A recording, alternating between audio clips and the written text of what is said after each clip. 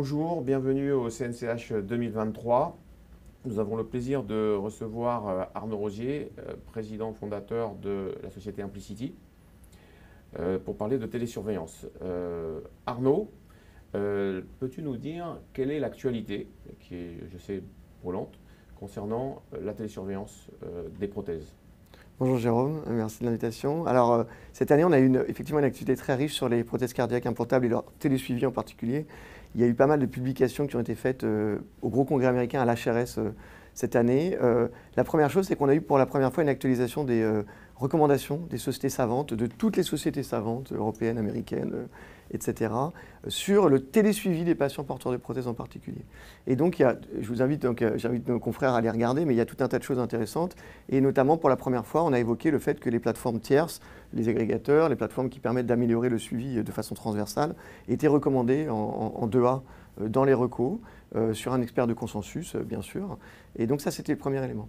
Le deuxième élément, c'est qu'on a eu la publication par l'équipe de la Cleveland Clinic et puis de l'HEGP de la première étude faite sur les données françaises du SNDS sur 70 000 patients, qui a permis de revoir en vie réelle la performance sur les patients porteurs de défibrillateurs de la télésurveillance de prothèses et le fait que ça baisse la mortalité, mais que quand on utilise une plateforme comme Implicity, une plateforme universelle, on a un gain de mortalité encore plus important et aussi un gain sur les hospitalisations à 1 an, ce qui est quelque chose qui était du coup assez nouveau et en même temps qui résonne particulièrement par rapport aux recommandations des sociétés savantes. Et le dernier élément, je dirais, c'est qu'on s'attend de façon imminente à ce qu'il y ait le passage en droit commun on attend depuis longtemps de la télésurveillance des prothèses et donc la publication de l'arrêté d'inscription, ce qui va permettre à Implicity d'être pris en charge de façon dédiée et puis du coup à l'ensemble des centres qui utilisaient Implicity ou qui vont l'utiliser de pouvoir avoir plus de ressources et continuer à l'utiliser et bénéficier de plus de services.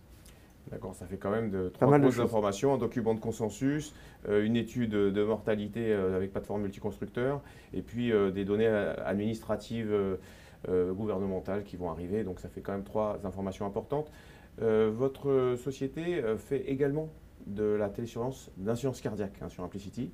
Donc est-ce que c'est possible de nous expliquer comment ça fonctionne et l'intérêt d'avoir une plateforme qui fait tout ça? C'est ça. Donc en fait, aujourd'hui en France, on est la seule société qui a à la fois la télésurveillance de prothèse cardiaque et la télésurveillance d'insuffisance cardiaque. Alors, selon les centres, c'est parfois les mêmes équipes, parfois pas les mêmes, mais en fait, ce qui est extrêmement important, c'est que on voit que ça fait 15 ans que tout le monde essaye de faire le pont entre les données qui arrivent des prothèses et qui sont extrêmement utiles pour l'insuffisance cardiaque et le télésuivi d'insuffisance cardiaque. Dans le télésuivi d'insuffisance cardiaque, généralement, on a les symptômes, parfois le poids ou des capteurs externes. Mais finalement, nous les rythmologues, on a eu l'habitude depuis très longtemps de voir arriver des données par la télésurveillance de prothèses extrêmement importantes. Les exemples les plus classiques, c'est le patient passe en fibrillation atriale. On sait très bien que ça peut avoir un impact majeur, c'est fréquent, et donc c'est un des exemples parmi toutes les données qui arrivent qui font que c'est très pertinent d'avoir les informations au même endroit. Donc ça, c'est l'élément clé. On a aussi l'habitude de toutes ces informations diverses, l'impédance, la fréquence cardiaque, etc.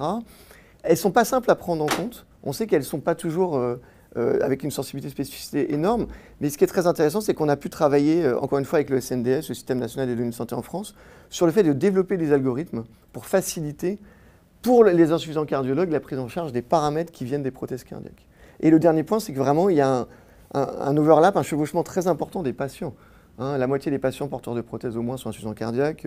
Un grand nombre de patients insuffisants cardiaques sont porteurs de prothèses. Donc, je pense qu'il y a une vraie pertinence à ça. Puis, par ailleurs, on a bien sûr un produit d'insuffisance cardiaque dont on peut parler, mais qui est un produit en tant que tel. Ouais, donc, c'est l'intérêt, effectivement, de mixer ces deux populations qui, parfois, sont les mêmes.